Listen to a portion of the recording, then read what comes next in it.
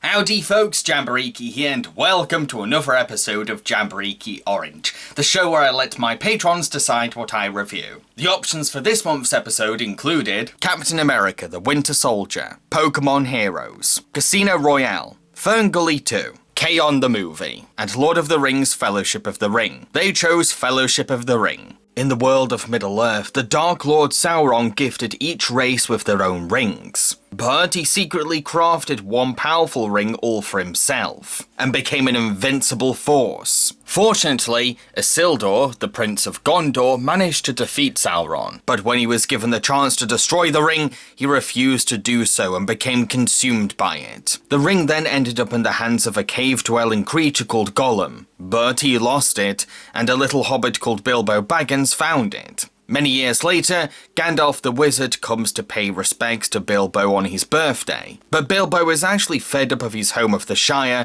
and he uses the ring to disappear during his party speech. Gandalf convinces Bilbo to leave the ring behind and it's passed on to his nephew Frodo. After Gandalf researches the ring's origins, he insists that Frodo takes it to a tavern where Gandalf will meet him. Luckily, Frodo is joined by some other hobbits, including Samwise, Pippin, and Merry. Gandalf then goes to visit the wizard Saruman to seek advice on what to do, but it turns out that Saruman has joined forces with Sauron and is putting together the ultimate orc army. Meanwhile, Frodo and the other hobbits are trying to escape the ring wraiths, creepy ghost-like riders who are after the ring. They arrive at the tavern, but Gandalf is nowhere to be seen. Thankfully, a ranger named Aragorn spots Frodo and agrees to protect the hobbits. However, when Aragorn leaves the hobbits alone, the ring wraiths appear and stab Frodo with a sword while trying to steal the ring from him. Owen the elf then bravely transports Frodo to the city of Rivendell to be saved. Luckily, Frodo recovers, but before the hobbits can go home, a council meeting is held to decide the fate of the ring. After much bickering and arguing, Frodo volunteers to be the official ring bearer, and promises to personally destroy the ring by throwing it into the place it was forged in, Mount Doom in Mordor. But he won't be going alone. Gandalf, the hobbits, Aragorn, Boromir the Steward of Gondor, Legolas the Elven Archer, and Gimli the Dwarf Warrior all agree to join him, and the Lord of Rivendell, Elrond, names this new team the Fellowship of the Ring. This film really is the ultimate example of how to make a high-quality fantasy adventure movie, almost like a 101 guide for any filmmakers who feel inspired to go into this genre. While Peter Jackson and his team did have the huge advantage of working with one of the most developed fictional worlds ever, they still deserve credit for not only bringing Tolkien's mythology authentically to life, but also translating something this ambitiously comprehensive to the big screen. The world building mainly excels because of the amazingly cinematographed establishing shots, which use beautiful locations and lavish sets to vividly illustrate everything you need to know about each part of Middle-earth. The heavenly beauty of Rivendell reflects the immortality of the elves. The quaint charm of this shire perfectly represents the humble little hobbits, and the sinister hellscape of Mordor screams evil villainy. We end up falling in love with Middle-earth because it's such an ethereal and wondrous world full of extraordinary beauty and gorgeous nature. This is what makes us despise Saruman for destroying it and disturbing the ecology, as well as resent Sauron's need to bring chaos to a place that deserves to be cherished and appreciated. The characters themselves can also say so much about Middle-earth's various cultures. We can spend a mere minute with any of them and get an immediate idea of the people they come from, whether that's the elegance and slick hand of Legolas the elf, the timid nature of Frodo the hobbit, and the brash confidence of Gimli the dwarf. This excellent character development is mainly thanks to the organic writing behind the script and how these actors know their roles inside out, because everyone involved was so passionate about the books, and they all used the original Fellowship of the Ring novel like a bible. The lengths this film goes to build this world also helps to add to the adventure itself, all because of the sheer scope of everything that's explored. It really does feel like we're trekking and hiking through a vastly expansive fantasy land, where environments vary in climate, secrets can be found in the smallest corners, and legends hide away in the deepest places. Stakes are always high when our heroes face danger too, because the film uses an aspect of horror to disturb audiences, making us fully believe that every foe we face poses as a legit threat. quest. This may be a fairy tale quest, but there are some truly creepy moments, like the ringwraiths lurking above hiding hobbits as Frodo plays with the ring.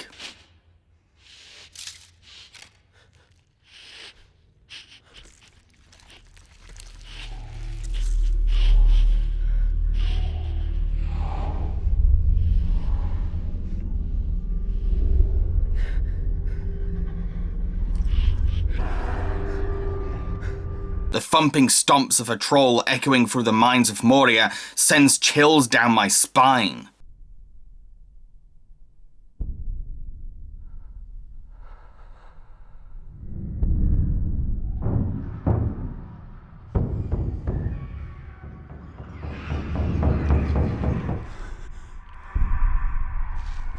And Gandalf's expression of fear when he knows they are drawing closer to the Balrog really helps to build up the anxiety and tension of what's to come, which completely pays off when we finally meet this imposing giant monster. Go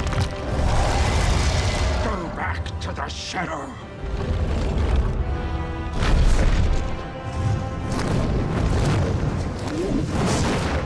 You shall not pass!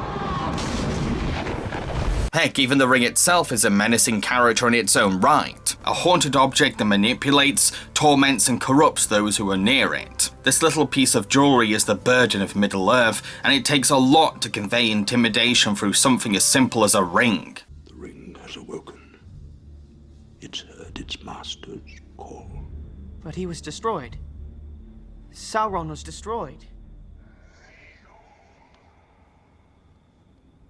It'd be unfair to say that this film is all action, terror, and adventure, because there's also emotional weight and heart to the recurring themes of the film. This may be a journey to destroy an evil ring, but it's also the story of characters from different cultures banding together, each warrior eager to play their part in saving Middle-earth, whether out of compassionate concern or honor for their people. I mean, these heroes get to witness the dangers that can affect their own races. From Gimli coming across the graves of his fellow dwarves in the mines,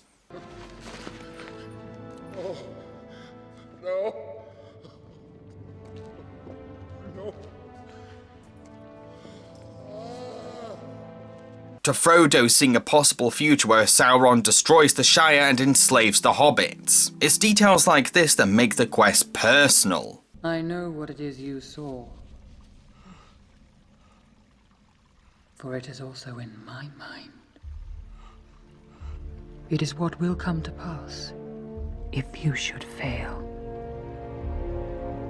The whole point of Sauron's rings was to create betrayal and conflict between the races of Middle-earth. So there's nothing more gratifying than seeing all of these divided communities working together. Because it's exactly what the Dark Lord wouldn't want, and testament to how uniting races is the key to peace. But the very heart of the film, and the point of the whole story, is the idea of finding hope in uncertain times. This is very much the story of the little guy taking on something bigger than him. That being both the threats of Middle-earth and the towering responsibility of being a ring bearer. With Frodo coming from a secluded community that lives in peace and stays out of conflicts, he makes for the perfect humble hero to resist the ring's seduction while carrying it.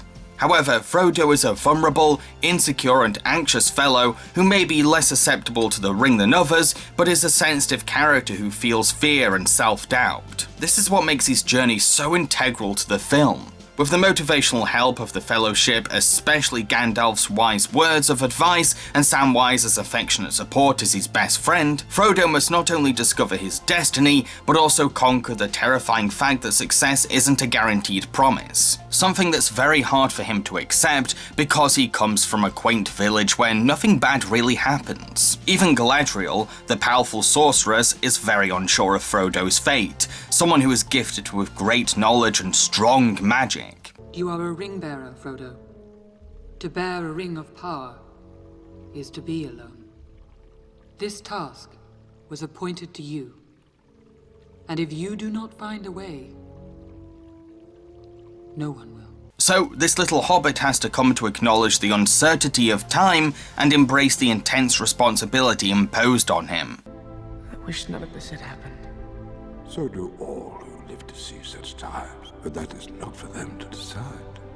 All we have to decide is what to do with the time that is given to us.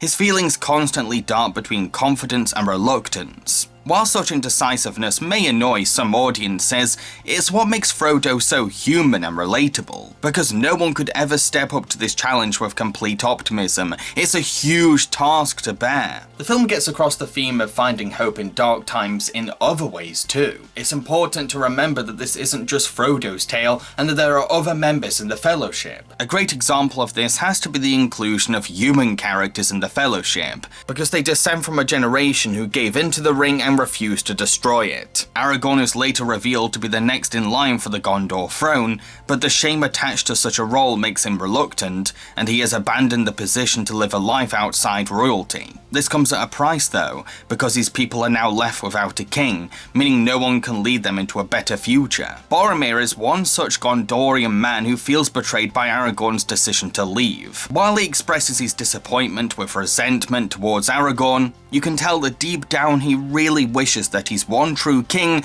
could bring light to his people. One day, our paths will lead us there. And the Tower Guard shall take up the call. The Lords of Gondor have returned. Boromir's arc holds a special place in the film. He embodies the worst of mankind, like greed and desire for power, but the innocent charm of the hobbits helps him to see the bigger picture. However, it's the ring that manipulates him away from a path to light at times, to the point where he becomes the very kind of person that Frodo can't trust. In spite of that, Boromir does try to redeem himself by the end, sacrificing his life to save Merry and Pippin from an orc army, even fighting on as arrows are shot into his body. Willing to keep going to the very end, which is the core of the Fellowship's spirit. In his last minutes, Boromir is swamped with feelings of insecurity and fear, even though he did something so noble. Aragorn holds his dying body as the Gondorian warrior stutters words of hopelessness, and this motivates Aragorn to give his friend a sense of certainty about Gondor's fate. I do not know what strength is in my blood, but I swear to you I will not let the White City fall. Our people fail. That's the thing about this film. Even though a lot of terrible tragedies happen in the story, it's not completely pessimistic. When the film wants to show that there is good in Middle-earth, it will do it in the most sincere and heartfelt way you can imagine. For example, there's this love story between Aragorn and Arwen, the half-elven lady of Rivendell. Arwen gave up her immortality to be with Aragorn. Their love tests time and distance. It's beautiful seeing a romance that brings races together like this, being a sign of peace, a defiance against evil, and a sacrifice in the name of love. You said you'd bind yourself to me,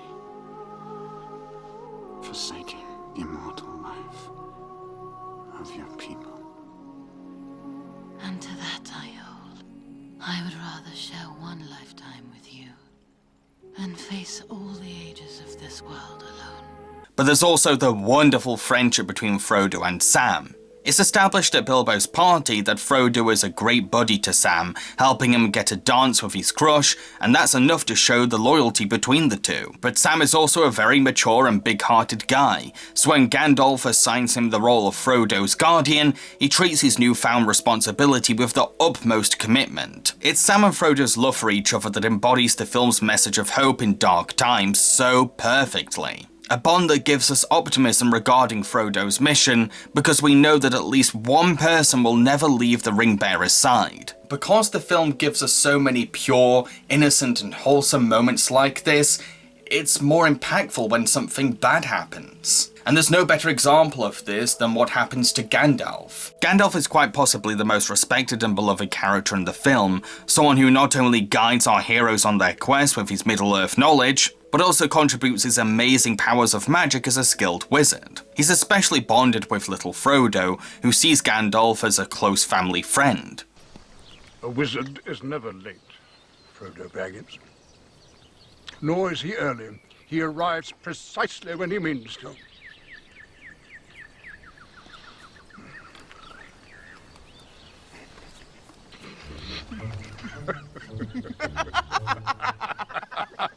It's wonderful to see you, Gandalf. Gandalf himself returns the same affection, and is even reluctant to let Frodo become the Ring-Bearer, even though he knows deep down that he's the right man. And yet to have come so far, still bearing the ring, the Hobbit has shown extraordinary resilience to its evil. It is a burden he should never have had to bear. We can ask no more of Frodo. Gandalf, the enemy is moving. Sauron's forces are massing in the east. His eye is fixed on Rivendell. And Saruman, you tell me, has betrayed us.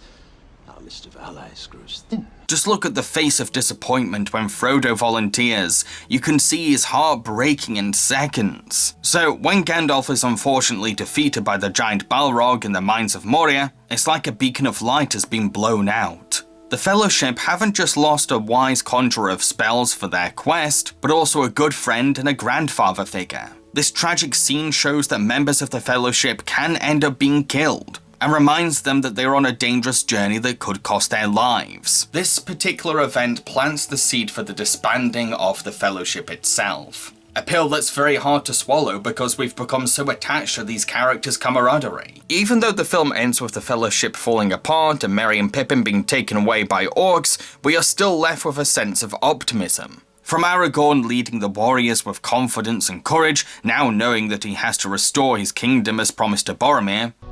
The Fellowship has failed.